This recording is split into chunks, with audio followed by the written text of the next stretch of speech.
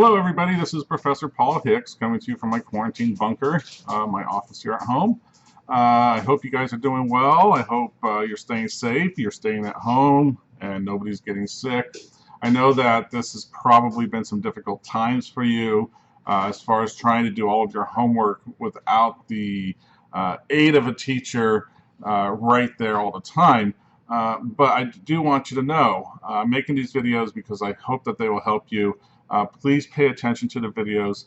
Please pay attention to when I tell you to write something down, some sort of definitions or something like that when watching these videos, because these are going to kind of replace your lectures for the rest of the semester. So, I really hope you're doing well. If there's anything that I can do to make this easier for you, please let me know what that is. But I hope that these videos actually really help you. So go ahead and think of these videos as just a lecture series. All right. So the first, what we're going to talk about today is the philosopher Bernard Mandeville. Now, Mandeville actually wasn't a philosopher in the sense that he didn't have a PhD in philosophy. He actually was a medical doctor. He was born rather upper class. This will be rather apparent based on the philosophy that he presents, I believe, especially when it comes to charity. He was a medical doctor himself. He did actually have a BA in philosophy. And I would consider him a philosopher because of the way he writes and the way that he constructs and presents his ideas. And I think that they are philosophically noteworthy and therefore worthy of teaching. So Bernard Mandeville's most famous piece is the Fable of the Bees and the inquiry into the origin of moral virtue. So just to give you a little background on Mandeville, he was born 1670 to died in 1733. So this is a few hundred years ago. But notice that up until this time, we have these beliefs about morality that what I'm going to call moral realism, that there's actually some sort of moral facts out there, that there's something that makes moral propositions true or moral propositions false.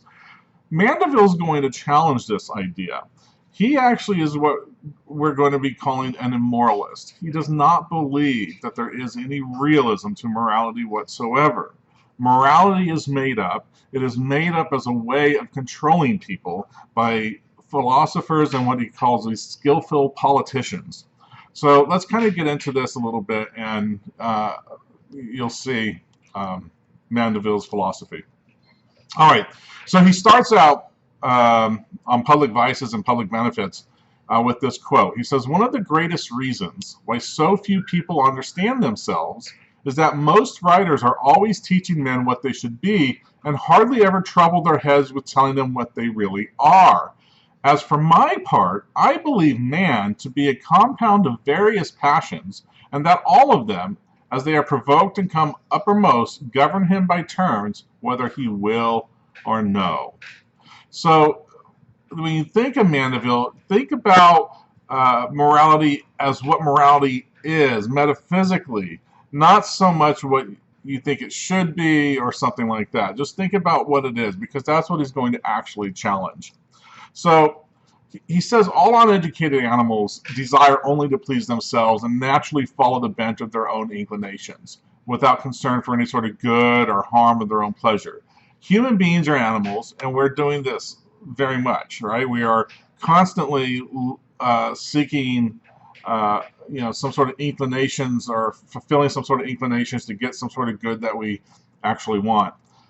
But he says man is a very peculiar kind of animal, because in this type of animal, unlike any other animals, he's less capable of getting along with each other without some sort of curb of government. That is, we need government to try to control us and to make sure that we act right so that society can function and that we can live fulfilling lives. He describes man, just think about how he describes him here for just a bit. All right, and go ahead and write this down. Mandeville describes man as being extraordinarily selfish, headstrong. He calls us a cunning animal, and that we cannot be easily led by force alone. So if we can't be led by force alone, how are we supposed to make sure people act in a way that is beneficial to everybody? right? How is it that we're going to make sure that society can flourish and that society can function if we can't be led by force to do so? Well, for a long time, it was attempted that all humans should be kept in line by force. You get these like tyrannical type governments that try to do this. But lawgivers and philosophers, he says, have come up with a very beneficial way to convince man to control his passions and to actually look out for others rather than just himself. And Mandeville says they created an imaginary way of keeping men in line, and they call this morality.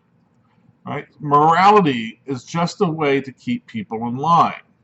But of course, now that we have established a morality, how do we get people to accept our new morality and to act on this new morality? Well, how is it that you get people to win on your side? According to Mandeville, what happens here is we appeal to flattery, or the politicians and the philosophers appeal to flattery. Mandeville calls flattery the most powerful motivation for human creatures. That is flattery which tells men that we are more noble than the lower animals. Just think about this. We kind of talked about this earlier in the semester.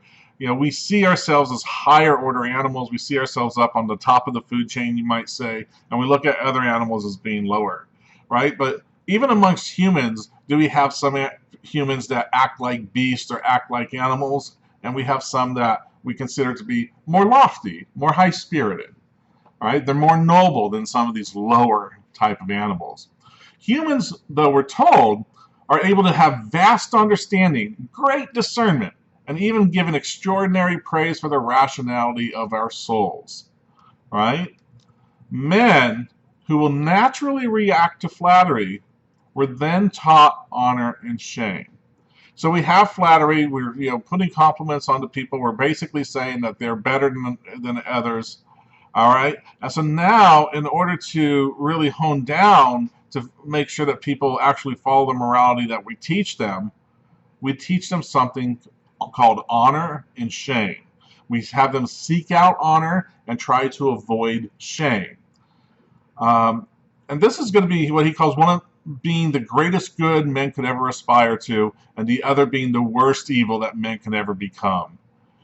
These philosophers and politicians say that they can show men that lower beasts give into their passions, but if you're a human, you're a higher being that controls yourself. Here I think about, where you're not a lower beast, but you're a higher beast. I think about Plato's Apology, right? When he says the unexamined life is not worth living, right? What does he mean by that? He's saying that, for Socrates, he's saying that the unexamined life is not one which is worthy of a human being, because human beings are rational animals. So you think about this, he's kind of talking very similar to what Socrates was talking about, but he's coming from a very different point of view here.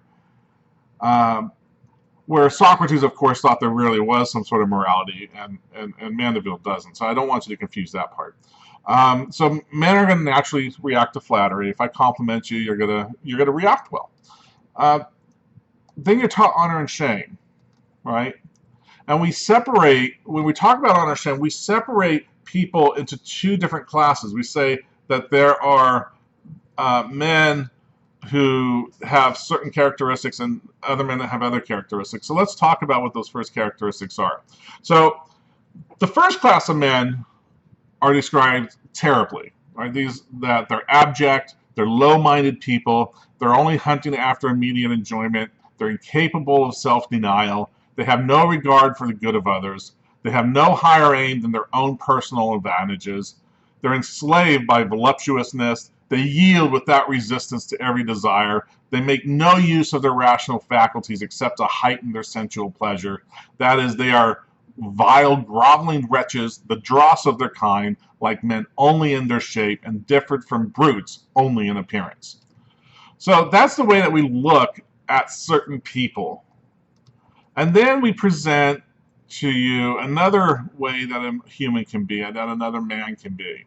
That is a second class. Here, there's other people who we define as lofty, high-spirited creatures. They're free from sordid selfishness. We esteem the improvements of mind to be the fairest possessions, that they are the true representatives of a sublime species, and exceed in worth the first class by more degrees than the first class does with the lower beasts of the field. All right, so let's just think about what we have here. So he's separating men into two classes. You have one class which is, low-minded and which nobody wants to be considered to be part of, and we have another class which is more high-spirited, and we kind of say is they are a better class, and this is the one that you want to actually be part of. And so what happens here is we're teaching you, don't be part of this class. If you do, we're going to shame you. But if you're part of this other class, it's worthy of honor, right? So think of it like that. But what is it that characteristics do we say are actually good, and which ones do we say are bad? How did these ethicists and these philosophers come up with this?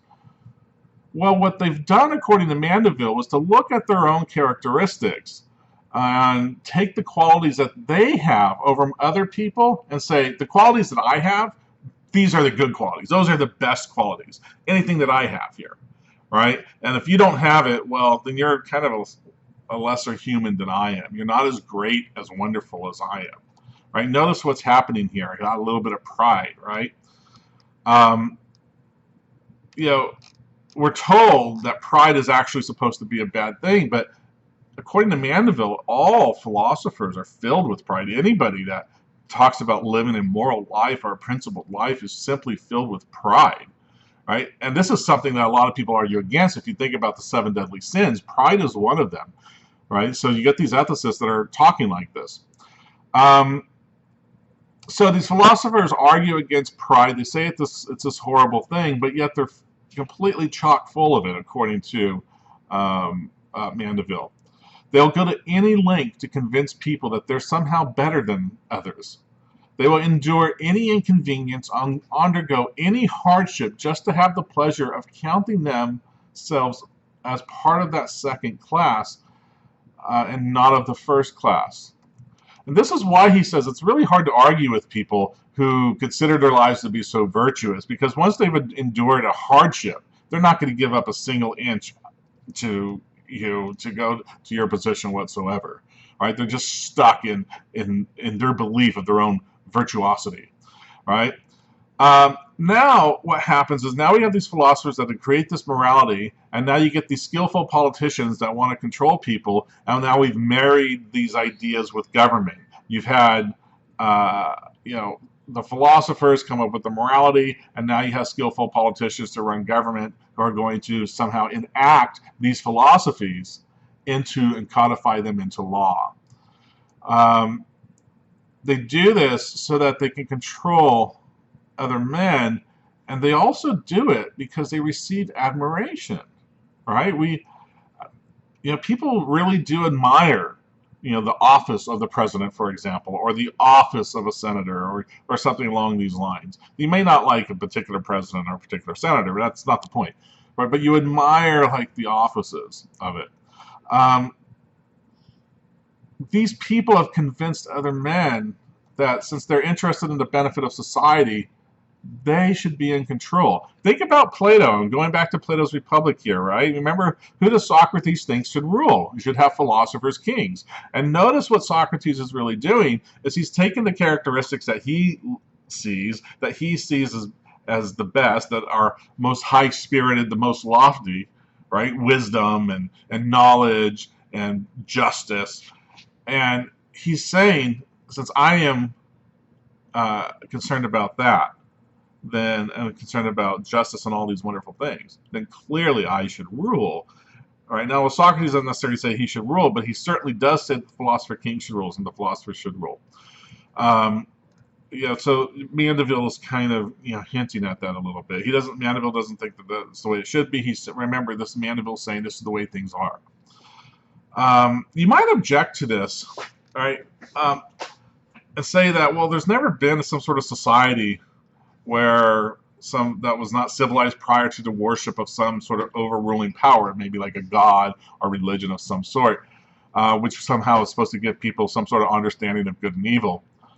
But notice, though, their distinction between what's good and evil, in those situations, no, it didn't come from politicians. It just came from religions and religious leaders. It still came from a human being who's employing the same tactics. It's just to say that everything that I am is good and everything that you are is bad, unless what you have is identical to me, and in which case, if you have the same qualities that I have, then you're obviously a good person, right?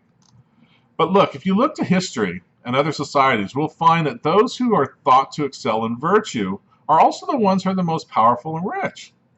Think about that. Who sets what is right and who sets what is wrong? It is the powerful. The powerful do this. The powerful get to dictate to society what is right and what is wrong. So just think about it and say in the United States right now, money floods politicians, right? They are bribed. Congress is certainly owned by many, special interest groups, lobbyists, right? They pretty much own politicians here. And so if money really talks, as Mandeville thinks it does, then notice who's setting what the laws are and who's saying what's right and who's saying what's wrong. It's those that have the money. They control everything. They're the official puppet master of society. I mean, he says, look at the other, like the Greek and Roman empires. He's the example he gives. Right? They have stories that they attribute to their gods. They seem not to encourage virtue, but rather to seem to justify appetites and encourage vices. So why did the Greeks and Romans succeed, though? It is because they had, according to Mandeville, it's because they had the pomp of their triumphs, the magnificence of their monuments and arches, their trophies. They have statues, inscriptions, various military crowns. They honored their dead. They have imaginary rewards that bestow some sort of men of merit, that some people are better than others. So what made these men carry themselves to the utmost pitch of self-denial was their policy in making use of the most effectual means that human pride can be flattered with. So here's a quote for you from Bernard Mandeville. He says, "It is visible then that it was not any heathen religion or other idolatrous superstition that first put man upon crossing his appetites and subduing his dearest inclinations, but the skillful management of wary politicians. And the nearer we search into human nature, the more we shall be convinced that the moral virtues are the political offspring which flattery begot upon pride." All right. How do we know that men are filled with pride? All right, how do we get this? Well, just think about it.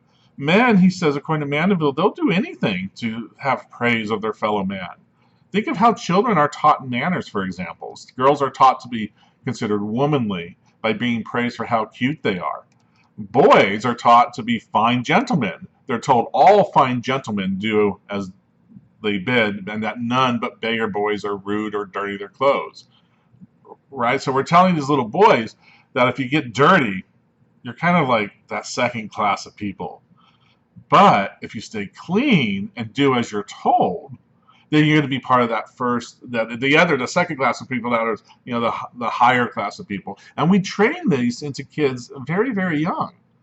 We teach children by praising them. We applaud children, for example, who are being toilet trained when they first use the toilet appropriately. The child then seeking this praise will want to gain it more and more. And so we teach children from a young age to seek out this praise and that to act in such a way so that you do gain this praise. And as such, they begin to believe that they are acting in some sort of moral way. But some people will say, but what about these types of people who are virtuous in secret? Those who act right when nobody is around. All right, you go back to think of the Ring of Gyges from the Republic again, from Plato's Republic. Does the just man benefit more, or does the unjust man benefit more? Well, so Socrates pretended to talk about there are men who they would always be just in the face of adversity. Mandeville says this. He says these men, if they exist, are few, and the world has never been swarmed by them. And for those men who seem to act in accordance with justice when nobody's around, he says they actually act out of another passion, specifically what he calls pity. They're acting out of pity. And he says he argues that the weakest minds here have generally the greatest share of it, for which reason none are more compassionate than women and children. All right, sorry here to the ladies. There's obviously some sexism here, right? I mean, he's calling women to have the weakest minds, and that essentially women are pitiful, right? But notice here, pity here is just another passion, and that people are being guided by their passions. And it's often confused for virtue. But pity, he says, is necessary to society at some level. It's neither inherently good, it's not bad. It can produce both good and evil. It can destroy the honor of virgins, just as it can corrupt the integrity of judges. Think of a baby about to fall into a pit of flames, Mandeville argues. Saving the baby is neither good nor bad.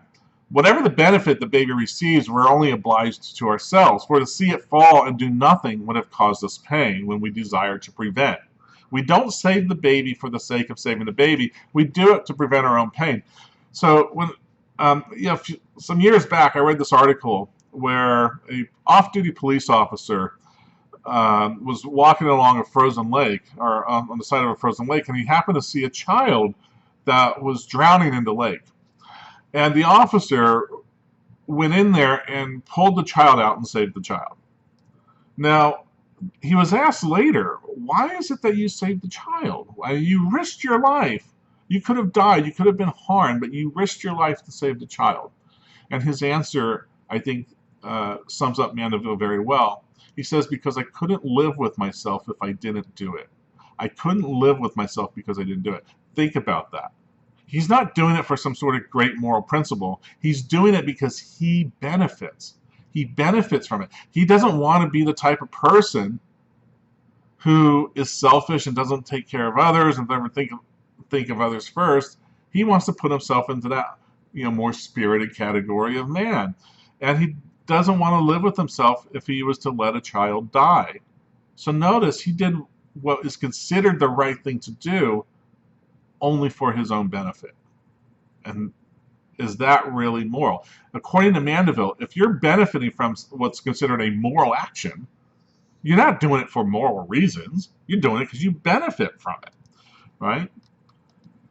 For those who can't be answered by pity, the reason they do good when nobody's looking is because, well, they value themselves. And for no other reason but the love of their own goodness do they act in sort of silence. So remember, I said earlier that what's important is how we get people to act in one way over another is that we introduce shame and honor. We tell people that, if you act in this way, which we consider to be honorable, then you're going to have the good opinion of others. And for Mandeville, honor is just that. It's just the good opinion of others. It's just this, the people, think well of you. That is it. Now, the opposite of dishonor is what he calls shame. So, honor is considered a reward for good actions, and shame is considered a punishment for bad. And through honor and shame, we are able to control what men actually do. In fact, he says, honor and shame really influence most of our actions. So, what is shame? So, honor, just to get the actual definitions out for him, he says, by honor, it's in proper and genuine signification. We mean nothing else but the good opinion of others. Shame. He defines shame. Write this stuff down. A sorrowful reflection on our own unworthiness, proceeding from an apprehension that others either do or might, if they knew all, deservedly despise us. This he calls a necessary ingredient to making us social. Although we would prevent it, we don't want shame, we don't want to feel shame, we would prevent it in ourselves if at all possible, if we could. But we do want shame in other people, so to make sure that they act correctly. So while we don't want shame, we want it in other people. Right? We benefit by other people having shame and striving to have honor. Imagine if nobody felt shame. Mandeville says this would be completely detrimental to society. What we need in order to make sure people act right is to increase uh, shame, not decrease shame. The only remedy for us not to feel shame is going to be some sort of strict observance of certain rules to avoid those things that might bring some sense of shame. And he gives this quote. He says, "A politician would sooner take his own life than to rid his subjects of a sense of shame." Right? A politician would soon take his own life than to rid his subjects of a sense of shame, because without shame, we can't control. Um, all right. So, what are these rules? Well, we create rules, and these rules are observed to avoid shame. They require a skillful management of ourselves, a stifling of our appetites, hiding the real sentiments of our hearts before others. So there's three passions. Write this down. There are three passions that we must hide from society. Pride, we've already talked about that. Selfishness, and lust. So modesty, to say I'm a modest person, it depends upon, are you hiding lust, pride, or selfishness? And modesty can come out in many different ways. So modesty concerns and consists in a sincere and painful endeavor with all our faculties to stifle and conceal before others that inclination which nature has given us to propagate the species. Think about this. Where, a modest woman, for example. So say when we talk about dress modestly, are we talking about a woman here who is dressed in a very sexy way? Or is it talking about a woman who's, say, maybe going out to a club on a Friday night? Typically when we say modest, we talk about a woman who's covered up. Right? Well, where does this come from? Right? Why do we define modesty in this sort of way? He talks about little girls. They're taught how to be modest. He says, I mean, a girl by her second birthday is going to notice the difference between men and women, and will recognize already that women cover themselves up and men, dress differently. But women cover themselves up, such that by the age of 6 years old, she would be ashamed to show her leg in front of a man, even though she doesn't even know the reasons why. She just knows shame, right? Think about, some cultures allow, for example, women to show cleavage. Other cultures do not. Others, some people allow women's hair or face to be shown. Other cultures do not. So, our language, we're told, if we're going to be modest, we need to be chaste. We need to be innocent of any sexual references. So whatever belongs to the multiplication of our species is never to be talked of. Isn't this true today? When people talk about sex, is it there a place and time for it? Or when is it ever okay to just talk about very explicitly about sex and sexuality? In our society, it's not okay to do that. We're supposed to think of sex as something higher. But the reality is, in order for us to be considered modest, we can't talk about that. But why? All right? Why do we want to be considered modest? Because we want the good opinion of others, and that brings us honor, right? So let's think about what shame causes. So shame, write this down as well. Shame causes women to keep guard of her looks, to keep watch over her actions, and in their eyes there is a consciousness that she has a treasure which she may not part with on any terms. Think about virginity for a moment, that a young girl or a woman is supposed to be a virgin till married, that it's virtuous to be a virgin till married. Why is it that somebody would want to be a virgin until marriage? It's because they would think the opposite is shameful in some sort of way. Well, what does shame do to men? So we got shame, working on women here to keep guard of their looks and watch over their actions. What do men do? Well, again, this causes them to take great liberty in their appreciation of women. That is, that they need to be serviceable to women on all occasions, that they have a duty to protect and defend women, and that while his tongue may not say obscenities to her, his eyes can. But if his eyes pursue her too much, it is considered unmannerly. And this is because since the eyes are a window to the soul, the woman becomes afraid that her inner desires will be made visible. So, are you beginning to understand, Bernard Mandeville here just a little bit? Notice here he's talking about the way things really are, not the way things ought to be. He's trying to, be as truthful and transparent as possible. This is a challenge to us because people don't like not having morality.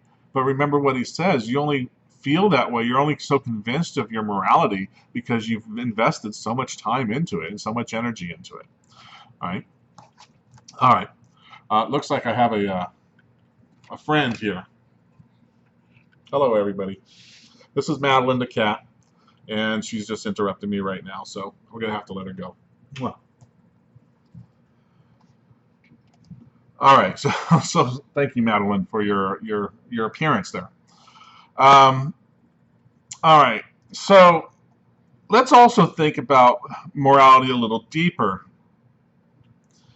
That our vices, that is, bad acts, are they really bad?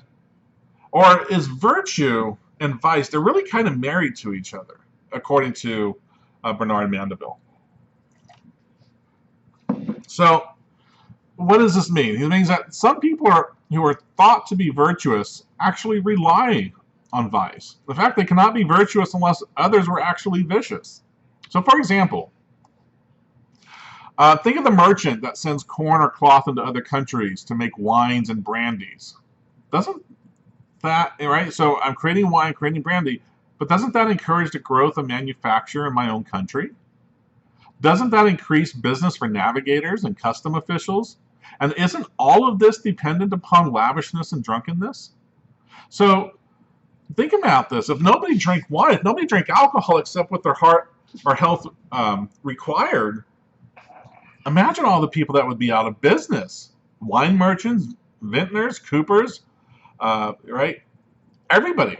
All of these people would be out of business. And all of their business and all of the good that they do only comes because others are drunks. Right? They're drunks. The same could be said of card and dice makers. Right? They're dependent upon what? They're dependent upon people, gambling and losing a bunch of money. Right? Upholsterers, tailors, and many others would starve if pride and luxury were banished from the nation. In fact, our economy is dependent upon people satisfying their vices. Right? The worst of people ultimately do good for the common, or they do something for the common good. So he gives an example of a thief who robs houses. So imagine that if we were really honest with ourselves here, wouldn't we see that a thief is actually more beneficial to society than a miser?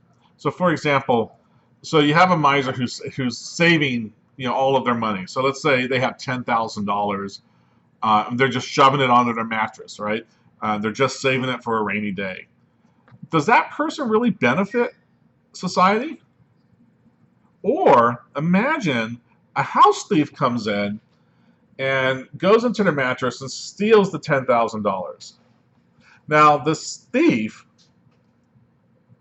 will go on to steal the money, but the thief is going to spend the money. Well, spending the money employs people. So he might spend some money at the bar. Who's making money? The bartender is, the distiller is, transportation people who distribute liquor.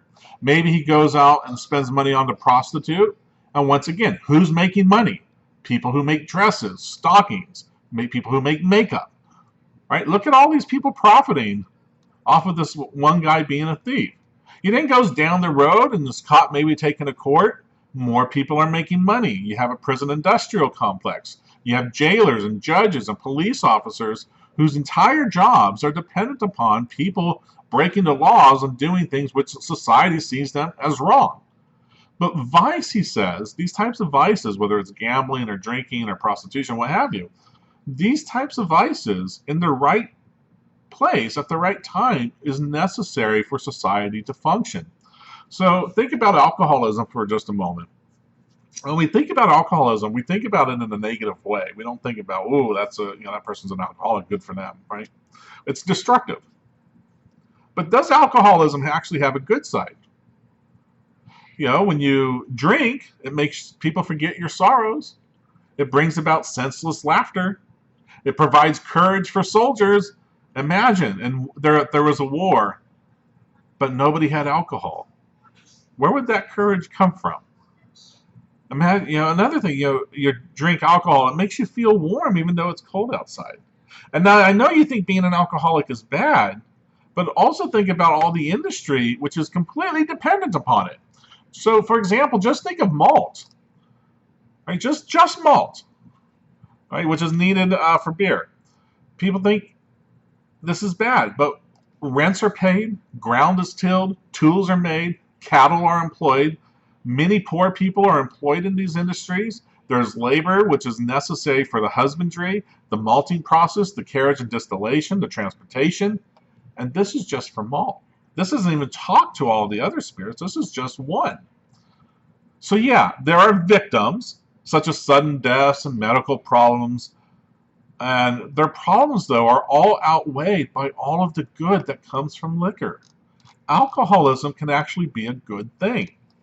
Think of another way that people talk about being bad or not being virtuous, is that they just spend their money. Right? People just go out there and spend money. But you notice, spending money is what fuels the economy. If you're not spending money, then what's wrong? The economy stops. And if the economy stops, people lose jobs and people's lives are made for the worse. So, frugality would be, in fact, a problem and therefore can't be a virtue. Right? All right. So let's go into remark N, and envy. The counterpart of pride, he says. This is just grieving at what we perceive to be the happiness of others. He says, envy has cured more men or husbands from sloth than all the sermons ever preached. This is because women make their husbands work so they can get what they want. All right, a little more sexism there. All right, keep in mind, this is an upper class, rich, white guy, born upper class, rich, white guy, talking. And you're going to get that kind of point of view here. All right. Think about if a society really was frugal, that is, they didn't really spend money, what would happen? Right? What would happen? There would be no industry. There would be no inventions. There would be no progression of humanity. He gives the example of what he called the Lord of the 6 weeks. So what does that mean? So Dutch sailors from the East Indian Company, they got paid all at once. So they would be out at sea for months and months and months and months and months. They didn't need money then because there was nothing to buy on the ship. But then they get paid all at once when they go into port. What do you think these sailors did when they went into port? They spent it on wine, women, and music. Now let's imagine that these sailors said, no, I'm going to save my money and maybe I will quit my job. But what would happen? We need sailors. We need them to work. We need people ultimately to live paycheck to paycheck because this makes the economy productive. Imagine, once again, if people saved their money, then everybody would have money saved and it would not even be worth anything. We actually need people to work 8-hour days, these long hours, not just 3 hours to get basic work done. We need them to be overproductive because this allows for profit, and this allows, from a capitalist point of view, this allows for progression. It allows for the product to be made and distributed, providing more jobs. It gives people money to spend. It would be bad if people only worked enough to pay their basic bills. So you get a sort of view so far for Bernard Mandeville that there really is no morality. All it is we're just asserting that this is morality. We're just asserting that these characteristics and these actions are good, because it makes us look good and it makes us feel happy and it gives us pride, and we like that. All right.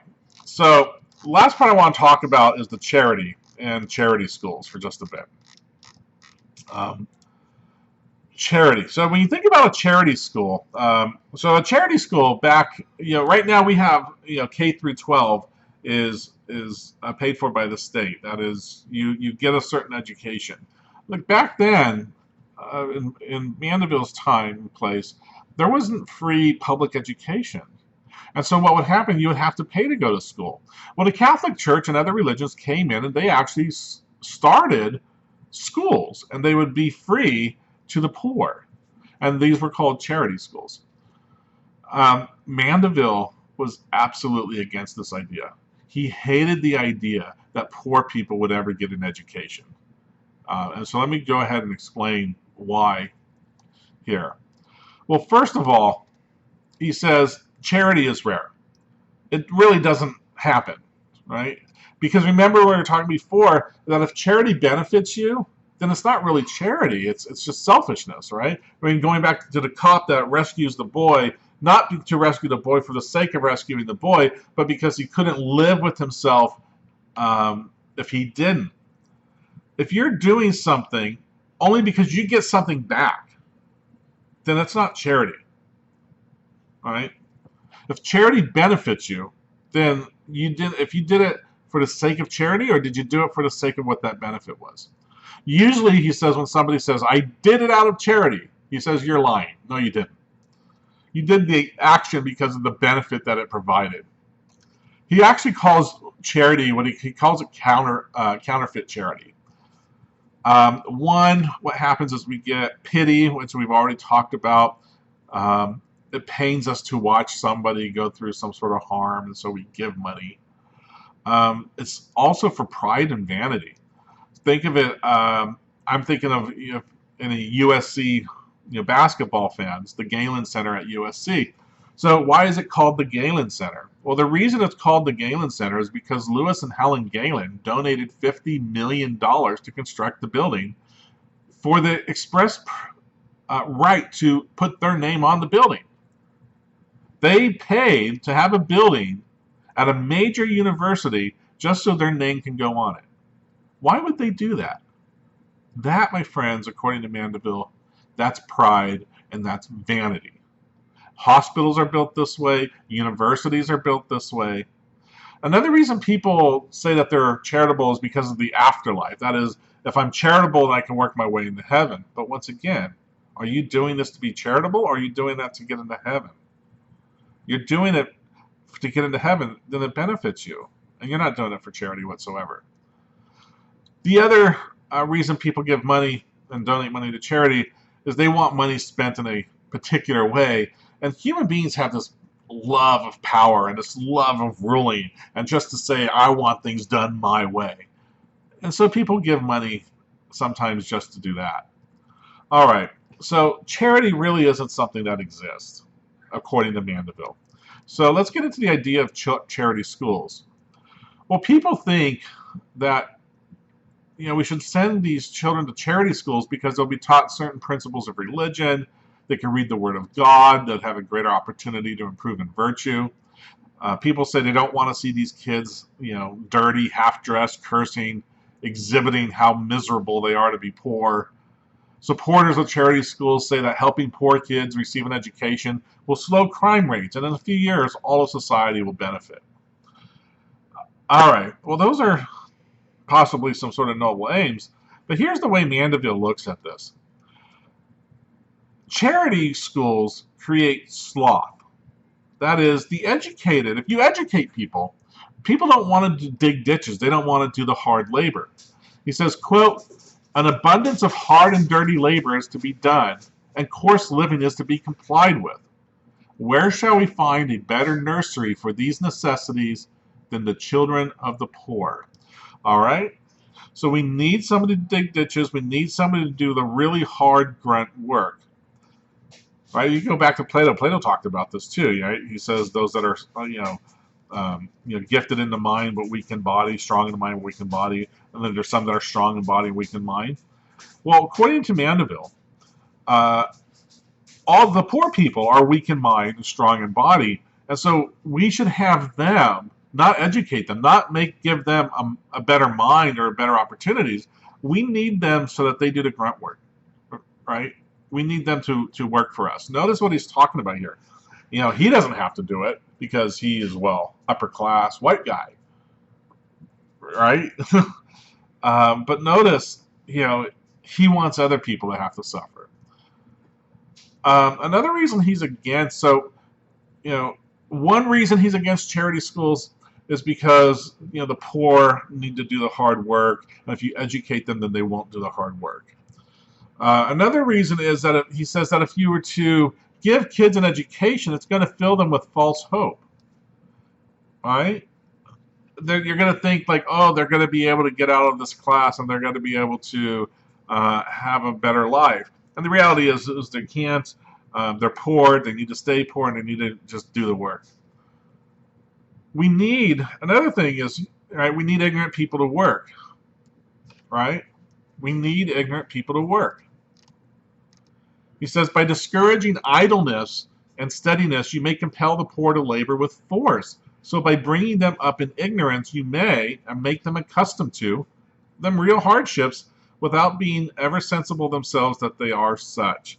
Right? If you bring people up always having to work hard, then, and while that might be really hard, say, for Mandeville to do because he was raised wealthy, yeah, going for him to work hard and dig ditches would be very difficult. But imagine if you're raised digging ditches. You don't know any different. So if you don't know any different, then digging ditches isn't that hard for you, and it's not that bad for you. All right, so another reason that we don't want charity schools is because poor people are thieves. And if you have charity schools, what are you doing? You're making them the thieves a little smarter, a little more conniving. And according to Mandeville, if you educate poor kids, you're going to make them better thieves. Right?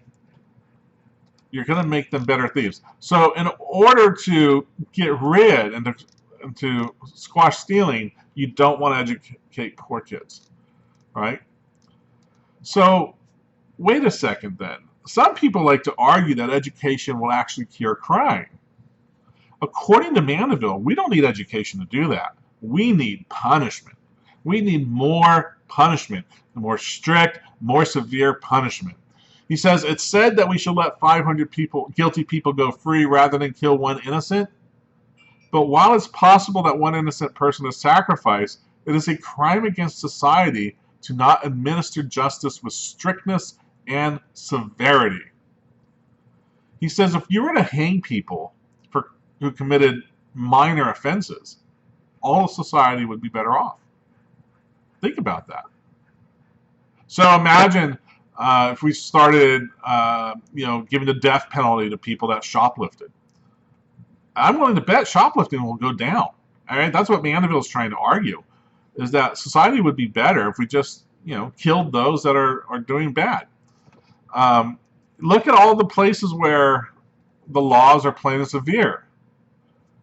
All right, then they're better societies compared to those where the law is a little more relaxed. There's a leniency of juries, a frequency of pardons, this belief that cruel and unusual punishment is wrong. He says, in those societies where cruel and unusual punishment is wrong, they have more crime.